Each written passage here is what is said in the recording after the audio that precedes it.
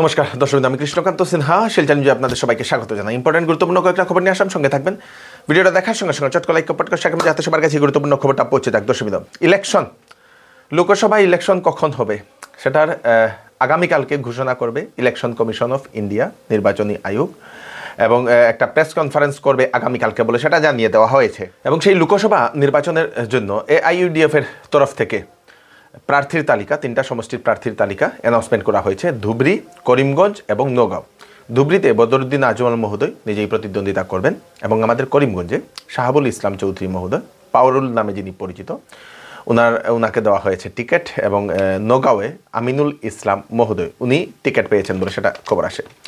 কংগ্রেসের যে টিকিট দেওয়া হয়েছিল সেখানে সেই বরপেটার সমষ্টির যিনি সাংসদ আব্দুল খালেক মহোদয় উনি টিকিট পাননি। এইবার টিকিট না পাওয়ার কারণে উনি কংগ্রেস থেকে পদত্যাগ করেছেন, এবং ওনার যে রেজিগনেশন লেটার সেটা AICC এর কাছে উনি পাঠিয়ে দিয়েছেন বলে সেটা জানা গেছে। দর্শকবৃন্দ, মুখ্যমন্ত্রী ডক্টর হিমন্ত বিশ্ব শর্মা মহোদয় এরকম মন্তব্য করেছেন যে আসামের যে 13টা যে লোকসভা আসন, সেই লোকসভা আসন থেকেই বিজেপি জয়ী হবে বলে মুখ্যমন্ত্রী এরকম একটা কথা বলেছেন। আপনারা কি মনে করছেন, এইবার বিজেপি আমাদের বরাকবেলিতে বা আসামে যে 13টা আসনে কি জিতবে, বা কোন কোন জায়গাতে জিতবে বা জিততে পারবে না? আপনারা কমেন্টে নিশ্চয়ই জানাবেন।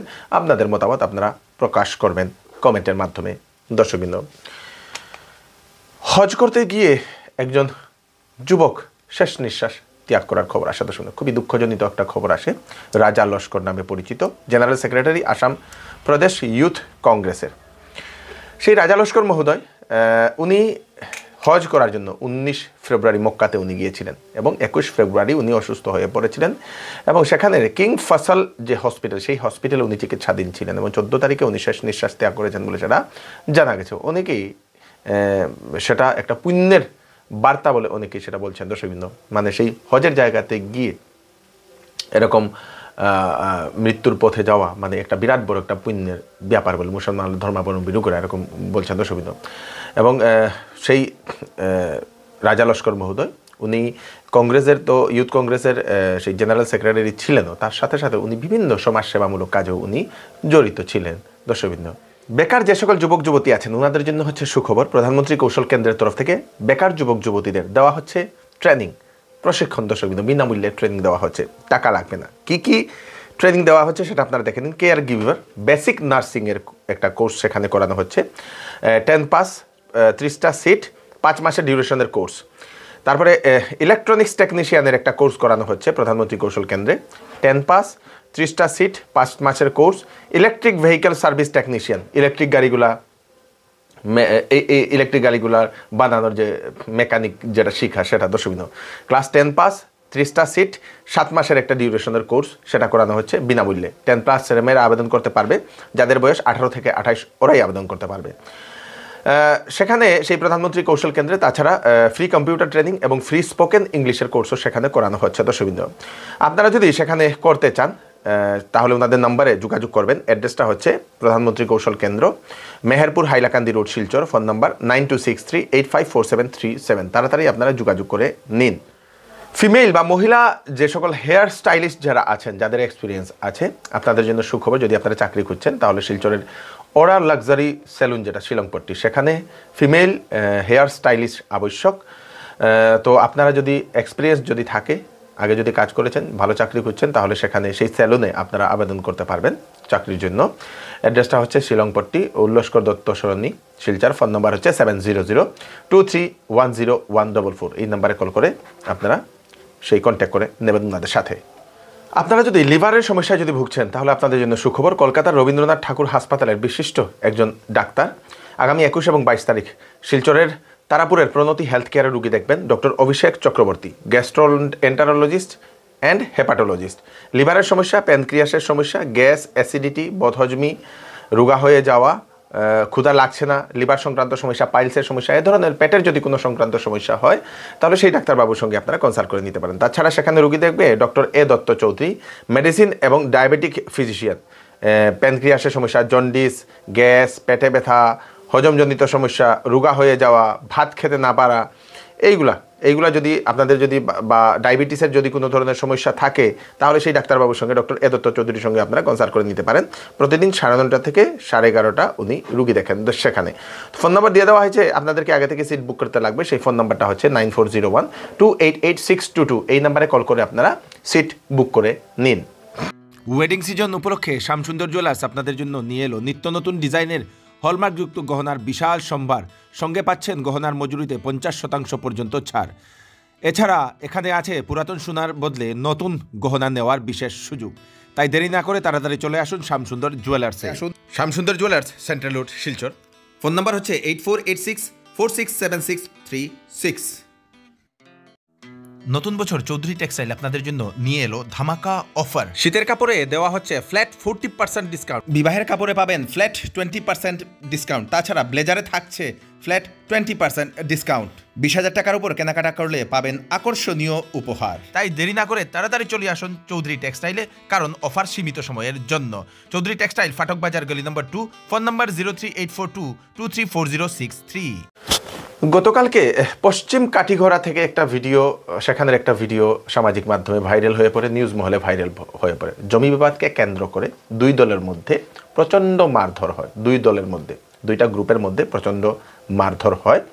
সেটা হচ্ছে খেলমা পার্ট 5, একটা বিলের জমি। সেই বিলের জমি নিয়ে দুই দলের মধ্যে, দুটা গুটের মধ্যে ঝগড়া লাগার পরে তাদেরকে আহত অবস্থায় প্রাথমিক চিকিৎসালয়ে নিয়ে যাওয়া হয়েছে। সেখান থেকে কালাইন পিএইচসিতে নিয়ে যাওয়া হয়েছে এবং সেখানেও কন্ডিশন খারাপ হওয়ার কারণে সেখানেও নাকি সেই দুই দল সেখানে আবার একত্রিত হয়, আবার সেখানেও মারধর করে। সেখান থেকে শিলচর মেডিকেল কলেজ এবং হাসপাতালে নিয়ে যাওয়া হয়। কালাইন যে পিএইচসি যেটা আছে সেখানে নিয়ে যাওয়ার সময় সেখানে মারধরে একজন মারা যায় এবং আরেকজন ব্যক্তি আহত অবস্থায়, গুরুতরভাবে আহত অবস্থায় শিলচর মেডিকেল কলেজ এবং হাসপাতালে নিয়ে আসা হয়েছে। সেখানে প্রাণ হারিয়েছেন। খবর পাওয়া মতে প্রায় 10 জন গুরুতরভাবে আহত হয়েছেন, 2 জন তো প্রাণ হারিয়েছেনই এবং 10 জনকে পুলিশ গ্রেফতার করেছে বলে সেটা জানা গেছে। দর্শকবৃন্দ, জমি বিবাদ মানে শেষই হচ্ছে না। সরকার অনর্গল সরকার কাজ করে যাচ্ছে, কিন্তু জমি বিবাদ শেষ হচ্ছে না।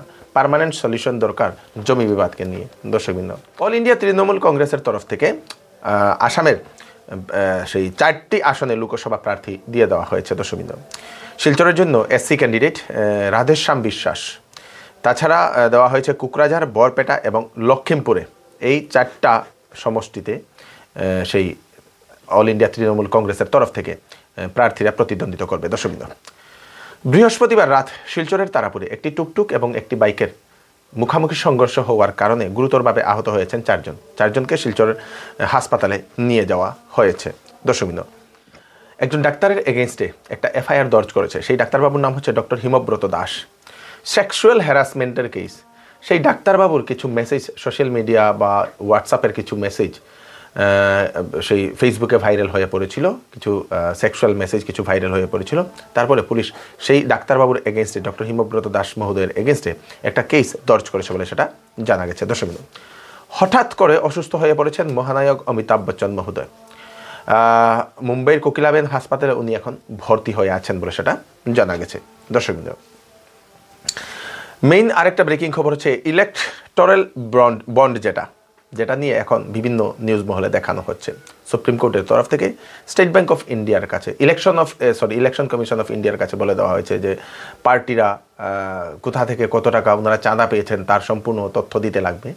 তারপরে মানে এসবিআইয়ের একটা বন্ড আছে, সেটা ইলেকটোরাল বন্ড বলা হয়। যে কোনো সংস্থা বা কোম্পানি এসবিআইয়ের কাছে সেই বন্ডটা রাখবে টাকা দিয়ে এবং সেটাকে ক্যাশ করতে পারবে পার্টি, যে কোনো পার্টির নামে ওরা রাখবে। দর্শক, এরকম একটা খবর।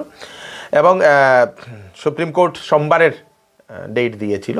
অবশেষে সোমবারের আগে এসবিআই একটা লিস্ট জারি করে দিয়েছে, কিন্তু সেই লিস্টেও কিন্তু ক্লিয়ারভাবে মেনশন করা হয়নি কোন দলকে, কোন কোম্পানি, কোন পার্টি, কোন সংস্থা টাকা দিয়েছে। সেটা ক্লিয়ার হয়নি বলে সুপ্রিম কোর্ট সেটা বলে দিয়েছে যে সেটা ক্লিয়ার করে দেখানোর জন্য। দর্শকবৃন্দ, মানে এই কেসটা নিয়ে এখন অনর্গল মানে নিউজ গরম চলছে। আপনারা আপনাদের মতামত কমেন্টে নিশ্চয়ই জানাবেন এই নিউজটার সম্বন্ধে। দর্শকবৃন্দ, এত বেশি আমার আইডিয়া নেই এই নিউজটার সম্বন্ধে। তো এই শুধু একটাই জানলাম, 2019 থেকে 2024 পর্যন্ত যারা চাঁদা দিয়েছিলেন তারার নাম এবং কাকে চাঁদা দিয়েছিল তার নাম প্রকাশ করা, সম্পূর্ণ ডিটেলসে প্রকাশ করার জন্য সুপ্রিম কোর্ট সেটা নির্দেশ দিয়ে দিয়েছে। দর্শক, তো এই হচ্ছে আজকের স্পেশাল আপডেট আপনারা তাড়াতাড়ির জন্য স্বার্থে সবাইকে পাঠিয়ে দেবেন যাতে সবার কাছে পৌঁছে যাক। আমি কৃষ্ণকান্ত সিনহা আবার নতুন আরেকটি ফ্রেশ আপডেট নিয়ে আবার আপনাদের সবার সামনে ফিরে আসবো। ততক্ষণ আপনারা সুস্থ থাকবেন, সেফ থাকবেন, সবাইকে সেফ থাকবেন। নমস্কার।